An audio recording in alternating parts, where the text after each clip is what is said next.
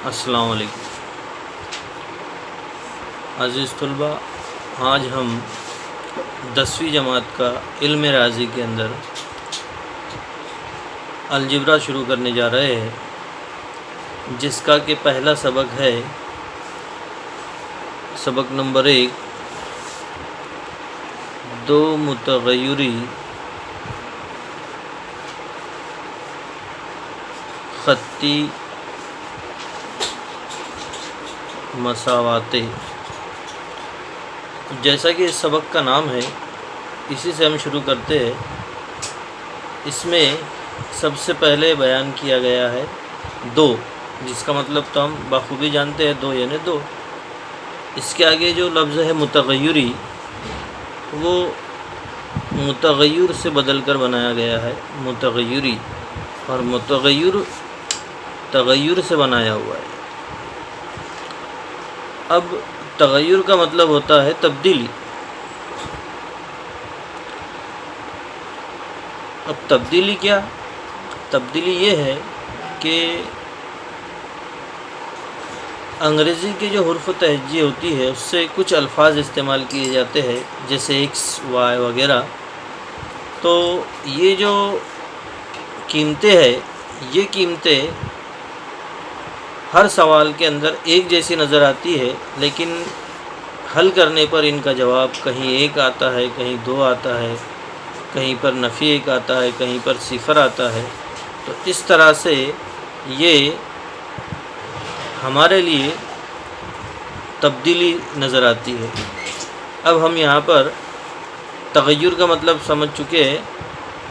انگریزی حروف تہجی کے وہ الفاظ جیسے ایکس، وائی، زیڈ، ٹی وغیرہ جو سوال میں ایک جیسے نظر آئے، لیکن ان کی جوابی قیمتیں الگ الگ، اس لیے ان کو کہتے ہیں متغیر۔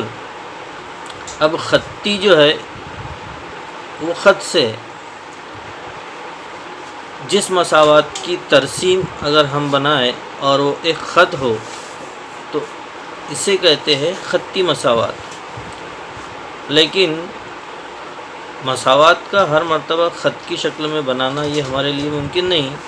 بغیر خط بنائے ہم کس طرح اس کو ہم پہچان پائے کہ یہ دی ہوئی مساوات خطی ہے یا نہیں؟ اس کی پہچان جو ہے درجے سے کی جاتی ہے۔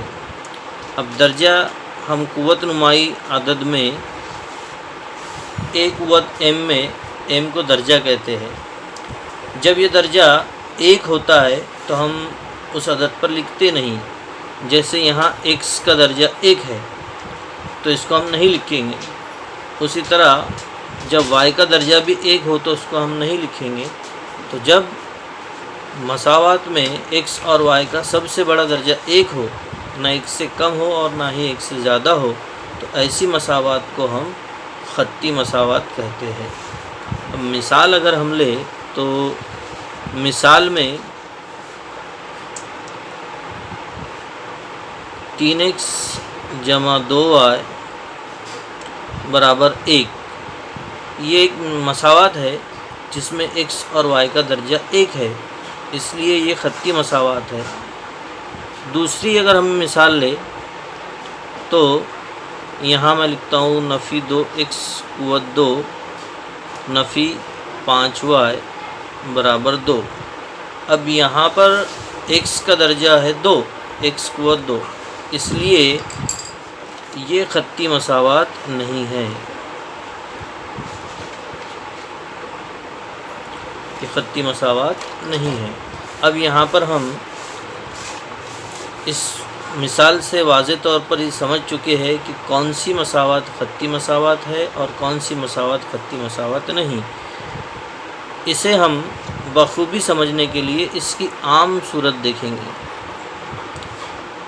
عام صورت کچھ اس طرح سے ہے، اے ایکس جمع بی وائی برابر سی، جہاں پر ایکس اور وائی متغیر ہے، اے بی سی، تو یہاں پر ایکس اور وائی متغیر ہے اور اے بی سی حقیقی اعداد ہے، اور بیک وقت اے بھی صفر نہیں ہوگا، بی یہ بھی صفر نہیں ہوگا۔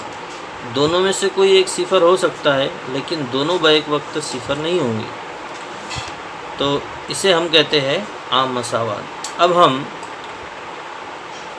ایک عملی کام دیکھیں گے، جس کے اندر یہ دیکھیں گے کہ دی ہوئی مساوات دو متغیری خطی مساوات ہے یا نہیں۔ اسے دیکھنے کے لیے کیا ہوا ہے، یہاں پر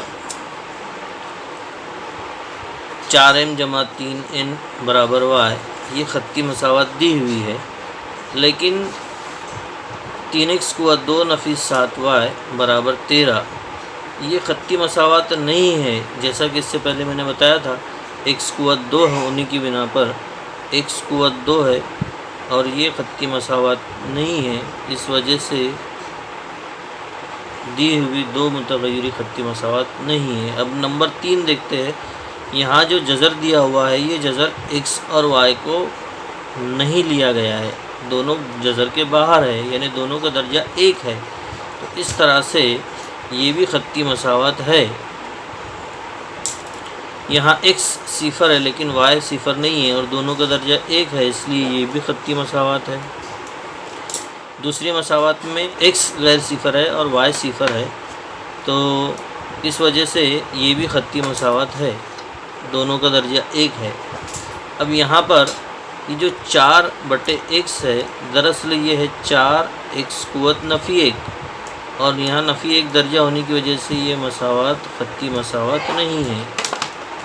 یہاں پر یہ جو 4xy ہے، جیسا کہ ہم نے عام صورت دیکھے تھے، عام صورت میں یہ خطی مساوات نہیں ہے، عام صورت میں یہ رکن موجود نہیں تھا، تو اس طرح سے ہم لوگ یہاں پر یہ سبق مکمل کرتے ہیں، اور آئندہ پیریڈ میں ہم انشاءاللہ آگے